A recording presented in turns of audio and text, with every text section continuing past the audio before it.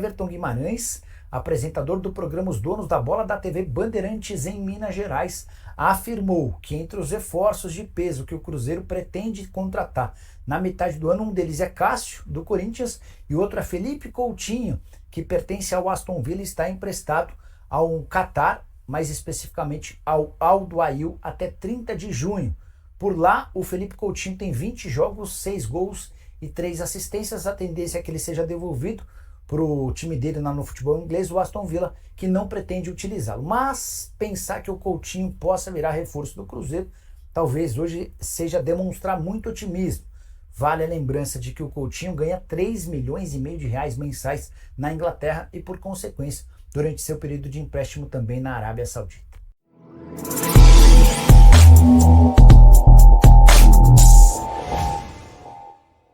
O Cruzeiro fechou a preparação ontem, uma atividade muito leve, porque foi um treino em um campo sintético no anexo ao estádio Armando Maestre, que o Cruzeiro joga hoje às 7h30 da noite, horário aqui da Colômbia, 9h30 da noite no horário aí do Brasil, e o Cruzeiro tentando a primeira vitória neste grupo B da Copa Sul-Americana, depois de 3 empates, 0-0 com a Universidade Católica de Quito, no Equador, lá no Estádio Olímpico Atahualpa, 3-3 com este Alianza no Mineirão, depois de abrir 3-0, e 0-0 com a Unión La Calera, lá em Concepción, foi o último jogo do Cruzeiro na Copa Sul-Americana. E agora, de novo enfrentando o Alianza, para depois, na sequência, o Cruzeiro fechar a primeira fase, a fase de grupos, com 2 partidas em casa.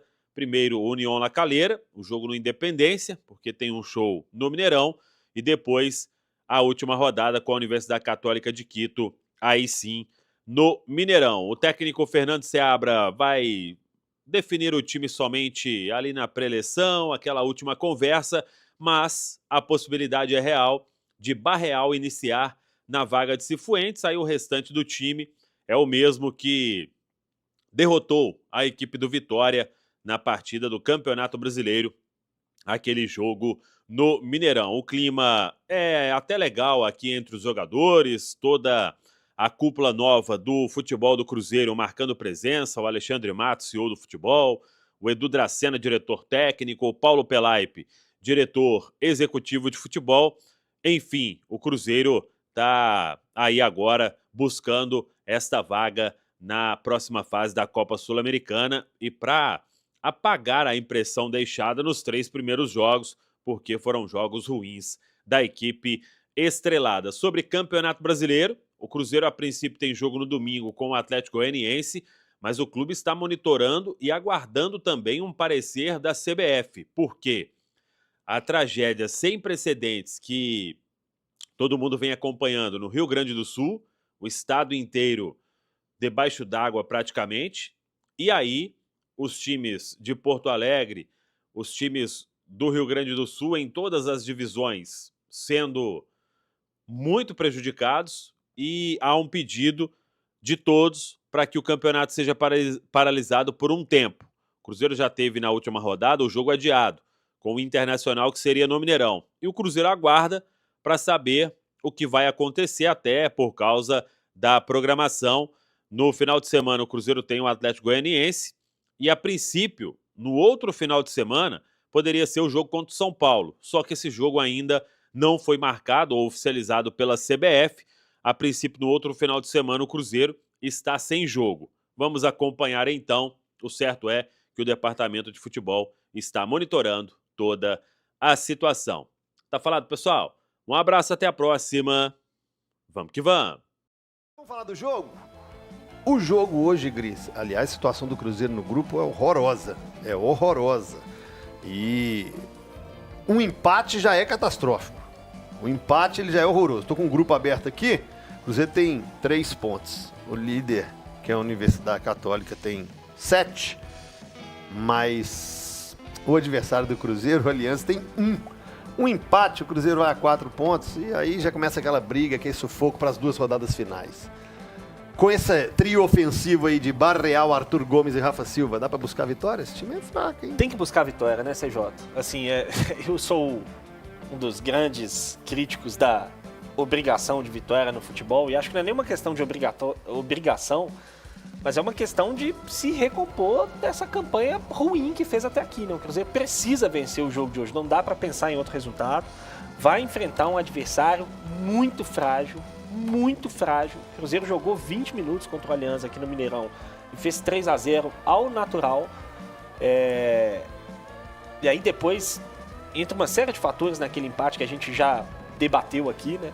Mas enfim, é um time que não fez ponto ainda nos outros jogos, né?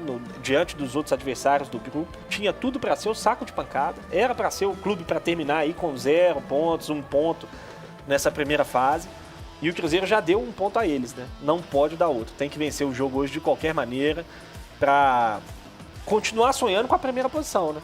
Porque por mais que hoje um empate ainda deixe o Cruzeiro na briga aí pela segunda vaga, independentemente do outro resultado, por mais que possa ficar mais difícil.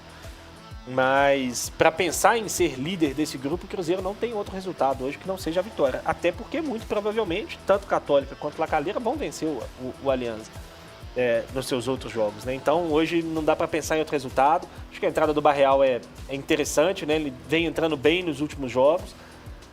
Até assim, curiosamente, né, ele entrou numa função muito diferente no último jogo, que foi o melhor momento dele desde que chegou ao Cruzeiro, né? Jogando mais como um meia do que como um atacante mesmo de beirada.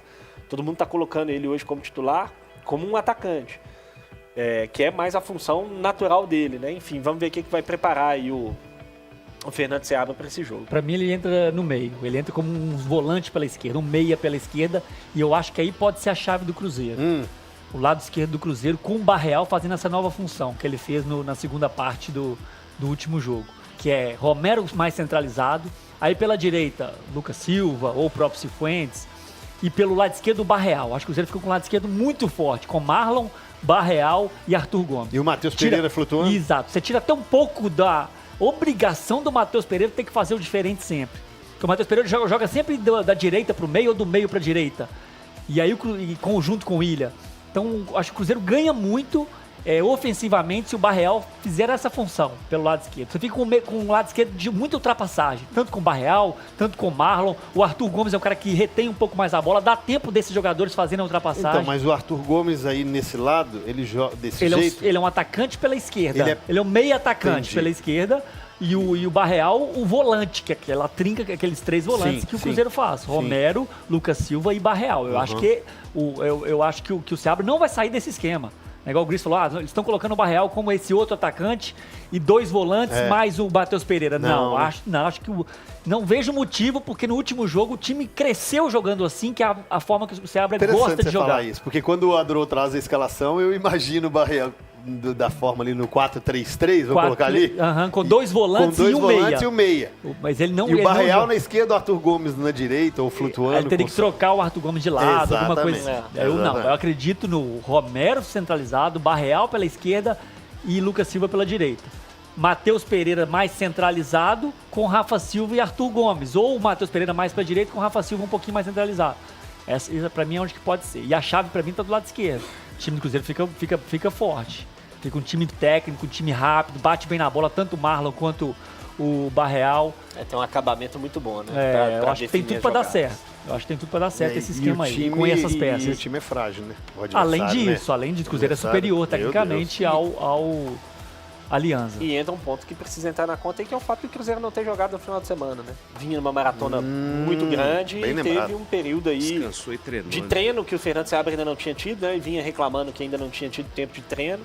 Então acabou que pro Cruzeiro calhou bem esse adiamento do jogo contra o Inter, porque deu tempo ao Fernando Seabra para preparar esse jogo, o time para esse jogo, que é importantíssimo, né? O Cruzeiro hoje, como a gente disse, matematicamente olhando para a tabela, não dá para pensar no resultado. E o torcedor do Cruzeiro, o que ele torce, por exemplo, para jogar a Universidade Católica contra o União La Calera? Ou La Calera ou empate. Na casa do Universidade Católica. De Quito, O empate é o melhor se ele pensa, sonha ainda com a primeira colocação, ele tem que torcer ou pro La Calera ou empate. Porque se o Universidade Católica ganhar, já vai para 10.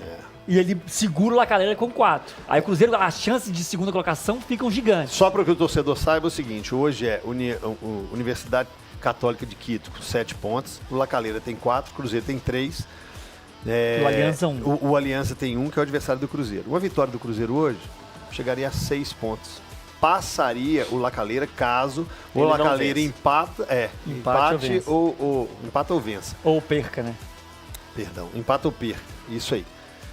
Bom, para depender do Cruzeiro, o ideal seria a vitória do Cruzeiro e empate ou derrota da Universidade é o melhor Quito. resultado. Segura. E aí o Porque Cruzeiro segura os volta a dois depender só dele. E fica um ponto perdido, né?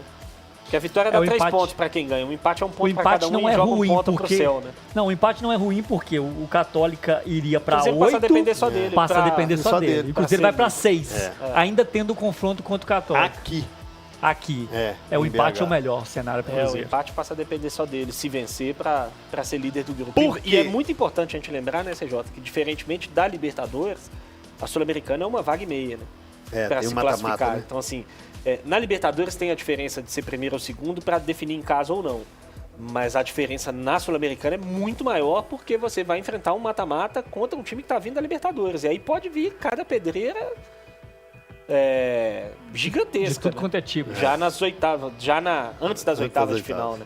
Então, na Sul-Americana, se classificar em primeiro é ainda mais importante do que na Libertadores. Só para você ter uma ideia, Rafa, a Universidade Católica de Quito, se vence hoje e vence a próxima, o Cruzeiro já não tem mais. Se Não a alcança. Universidade Não Católica alcança. vencer o jogo de hoje, é praticamente impossível o Cruzeiro ficar em primeiro do grupo, porque, repito, gente, o Alianza dificilmente vai tirar ponta da turma aí. E a Universidade Católica joga com a Aliança em casa. Pois é. Em casa? Quito, em casa. Na próxima rodada. A próxima rodada o Cruzeiro joga em casa e o Universidade Então, de Quito Cruzeiro, joga em casa. mais do que vencer, ele tem que torcer para um tropeço do Católica hoje. Eu não tramelei não. Eu não tramelei não, Léo. Mas, gente, respondendo o Fael ali, né? O Fael, ele acabou de falar ali, ele vive mais de Cruzeiro, sem dúvida, dando informação sobre o Cruzeiro, mais animado, inclusive, para falar sobre o Cruzeiro. E vale lembrar que a SAF do Atlético veio depois da do Cruzeiro. Então, com SAF ou sem SAF, o Cruzeiro ainda continua na frente do Atlético, beleza? Cruzeiro ganha hoje para lavar a alma, Leopoldo Siqueira, na tela do SBT hoje, 3-0 pro Cruzeiro, 3-0 o Cruzeiro para lavar a alma e ficar bem na Sul-Americana. Nesta noite, o Cruzeiro procura evitar o pior início em fase de grupos em competições da Comebol em toda a sua história. Com 3 pontos no grupo B da Comebol Sul-Americana, o Cruzeiro não depende mais de si para assegurar o primeiro lugar, por isso precisa vencer o Alianza para ganhar sobrevida na disputa. Só lembrando que em 1997, na Comebol Libertadores, o Cruzeiro perdeu os 3 primeiros jogos para Grêmio, Alianza Lima e Sporting Cristal.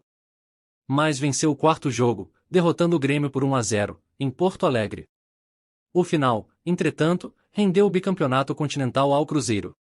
No regulamento da Sul-Americana, o primeiro colocado de cada grupo se classifica direto para as oitavas de final. Os segundos colocados disputam um play-off contra os terceiros colocados da fase de grupos da Libertadores. Diante disso, hoje à noite é vencer ou vencer. E aí, galera, o que acharam? Deixe nos comentários. Não se esqueçam de deixar o like e de inscrever no canal e ativar o sininho para receber as notificações. Até mais, Nação Celeste! Vamos pra frente!